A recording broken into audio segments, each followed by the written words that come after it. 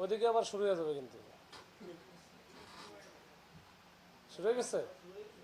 না না না, আমি কথা বললাম তো।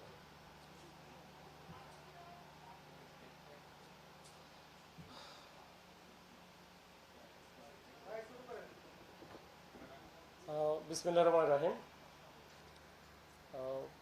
সকল প্রিয় সাংবাদিকবৃন্দ, আসসালামু আলাইকুম।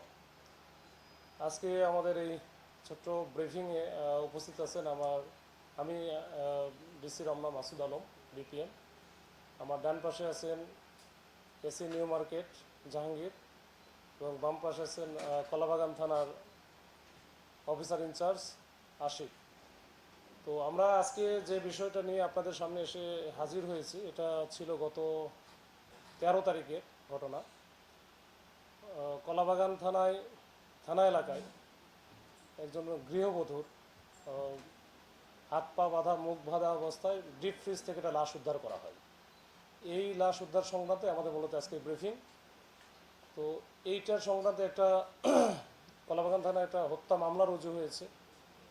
এই হত্যা মামলার যে এফআইআর হিসাবে যেটা বলা হয়েছে, যে মামলার বাদী একটা মামলা করেছেন যে তার ভগ্নিপতি যেটা আছে, ভগ্নিপতির বিরুদ্ধে যে তার যে আসামি নজরুল ইসলাম, যাকে করা হয়েছিল, যে নজরুল ইসলাম এবং যে ভিকটিম তার নাম হচ্ছে তাসলিমা আক্তার, এই দুইজনের মোটামুটি 20 থেকে 22 বছরের মতো সংসার জীবন। তাদের 3টি মেয়ে সন্তান আছে। 3টি মেয়ে সন্তানের মধ্যে বড় মেয়েটির বয়স 19 বছরের মতো, ছোট সন্তানের বয়স 3 বছরের মতো। তো 2টা মেয়ে নিয়ে থাকে, আর ছোট মেয়েটা নানার বাড়িতে থাকে। তো তাদের মধ্যে তাদের একদিন হঠাৎ করে ওই যে 13 তারিখ সকালে এই 2টা মেয়ে যেটা থাকে, 2টা মেয়েই মোটামুটি বয়স, একটা 19 আর একটা 14-15 মতো। তাদেরকে সকালে উঠে বলে ওই আসামি নজরুল, যে তোমার মা তো অন্য একজনের সাথে পালায় চলে গেছে, এখানে তো কেউ না, আমি খুঁজতে যাচ্ছি, তোমাদের দেখে বাসায় রেখে যাওয়াটা আমার জন্য নিরাপদ না, চলো তোমার নানির বাড়িতে রেখে আসি। তো নানার বাড়ি বা নানির বাড়ি যেটা আছে সেটা হচ্ছে আপনার গাজীপুরে। তো গাজীপুরে না নিয়ে গিয়ে তাদেরকে নিয়ে যায় তার বোনের বাড়িতে, মানে মেয়েদের ফুফুর বাড়িতে, সেটা আদাবরে। তো ফুফুর বাড়িতে রেখে সে চলে যায় তার মতো করে। তো এরপরে বড় মেয়েটা যেহেতু বড়, তার মনে হয় কিছু সন্দেহ জাগে, যে যখন সকালে তাদের রুমে গিয়েছিল, তার বাবা এবং মা যে রুমে থাকে, সেই রুমে যাওয়ার পরে দেখে যে ওই রুমে সে কিছু কিছু আলামত দেখতে পায়, যেটা ওই সময় বলে না, যে ওই দেয়ালে কিছু ছোপ ছোপ দাগ ছিল রক্তে। তো এরপর থেকে সন্দেহ হয় যে মা কেন আর একজনের সাথে যাবে, আর যে গেলেও সেটা হয়তো কিছু না হলেও কিছু সে বুঝতে পারার কথা। এই রাতে ঘুমালো, 12 তারিখে রাতে 11টা বা 11:30 দিকে তারা রুমে চলে গেছে, এরপরে সকালে উঠে নাই। তো এটা তার কাছে একটু সন্দেহজনক মনে হয়েছে। তারপরে তার মামাকে সে বলে, এটা খুলে বলে, তখন মামা সহ সে সহ যখন আমাদের থানায় আসার পরে বিস্তারিত ঘটনাটা বলে, তখন থানার টিম সহ ওই বাসায় যাওয়া হয়। তো বাসায় যাওয়ার পরে বাসায় হচ্ছে লক করা ছিল। ওই প্রথম ফ্ল্যাটের যে প্রথম যে ইয়াটা মূল গেট যেটা, এটা বন্ধ ভেঙে ফেলে ভিতরে ঢুকে চেষ্টা করা হয়, তো বা কোনো কিছু পাওয়া যায় না। এরপরে চিন্তা করা হয় যে তাহলে হয়তো বা যাদের বেডরুমে কিছু একটা ঘটনা আছে, ওইটাও তালা দেওয়া ছিল, তো ওইটাও ভেঙে ফেলার পরে ওইখানেও কোনো কিছু পাওয়া যায় না ওই রকম। কিন্তু ওই যে রক্তের ছোট ছোট দাগ ছিল, এটা বোঝা যাচ্ছে কিছু একটা আছে। তো এরপরে বাইরে আসা খোঁজাখুঁজি করার এক পর্যায়ে এই ডিপ ফ্রিজটা ওই মেয়েটা উঠায়, বা ওইখানে আমাদের যে সাব ইন্সপেক্টর ছিল, দেখে যে ডিপ ফ্রিজ একটা ফুল তো ভরা, এরপর ওই উপরে বেশ মাংস টাংস বা অন্যান্য জিনিসপত্র ছিল। তো মেয়েটা দেখার পরে বলছে যে না, আমাদের এখানে তো মাংস তেমন কিছু ছিলই না, তাহলে এত ভরা কেন। পরে আস্তে আস্তে খুলে দেখে যে এই যে গৃহবধূ তাসলিমা আক্তার, ওরা হচ্ছে কি ওই যে ওড়না দিয়ে এবং বেডশিটের কাপড় দিয়ে মোড়ানো অবস্থায় ওখানে ভিতরে ঢুকে রাখছে।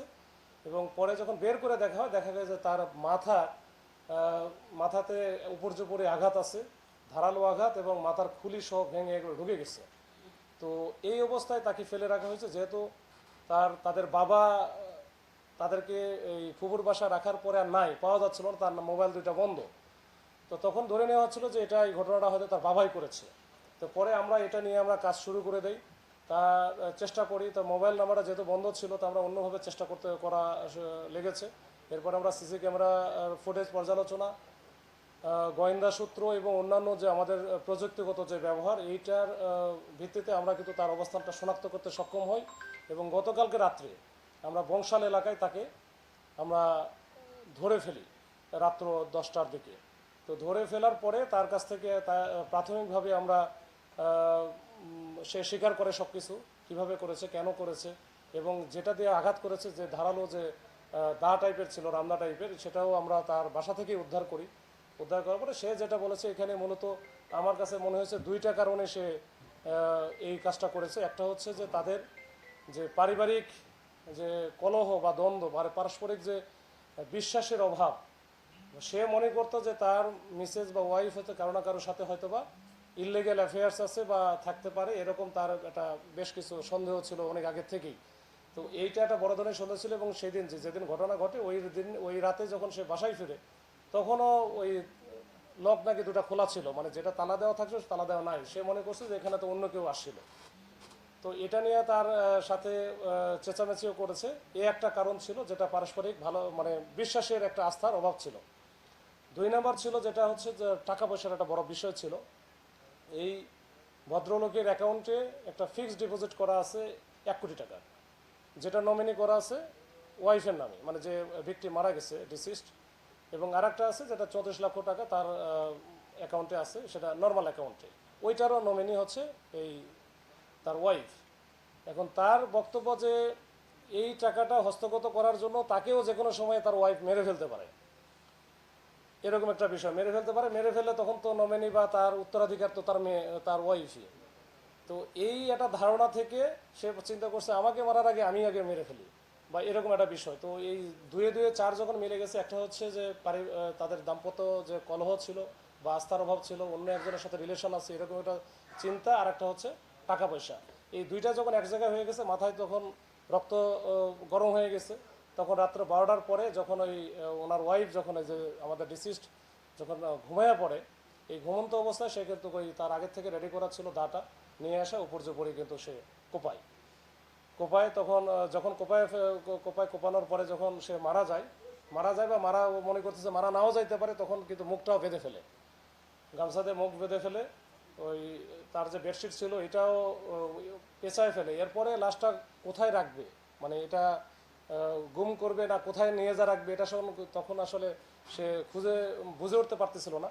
যখন ভোর হয়ে যাচ্ছিল, সকাল হয়ে গেলে তো এখন কোথায় নিয়ে যাবে, এখন ওনার ওজনও তো বেশ। তখন তার মাথায় হঠাৎ করে ভূত চাপে যে ঠিক আছে, এটা আমরা তার যে বড় ডিপ ফ্রিজ আছে, ডিপ ফ্রিজের ভিতরে ঢুকে ফেলি। তখন ডিপ ফ্রিজের ভিতরে ঢুকে ওর উপরে অন্যান্য যে মাছ বা মাংস বা অন্যান্য খাবার ছিল এগুলো দিয়ে সে রেখে দেয়। সকালে ওই প্ল্যানটা করে মেয়েদেরকে বোঝায় যে তার মা আসলে অন্য একজনের সাথে চলে যায়। এই হচ্ছে মোটা দাগের বিষয়। এইভাবে সে এই কাজটা করেছে। আমরা তাকে আমরা কোর্টে পাঠিয়ে দিচ্ছি। যদি স্বীকারোক্তিমূলক জবানবন্দি, যেটা সিআরপিসির 164 বলে, ওটার জন্য আমরা পাঠাবো। ওইখানে যদি সে স্বীকারোক্তি দেয় আমাদের কাছে যেটা বলেছে, তাহলে তো এটা মোটামুটি একটা ভালো অবস্থানে যাবে আমাদের তদন্তের দিক দিয়ে। তো এই হচ্ছে আমাদের আজকের ব্রিফিংয়ের মোদ্দা কথা।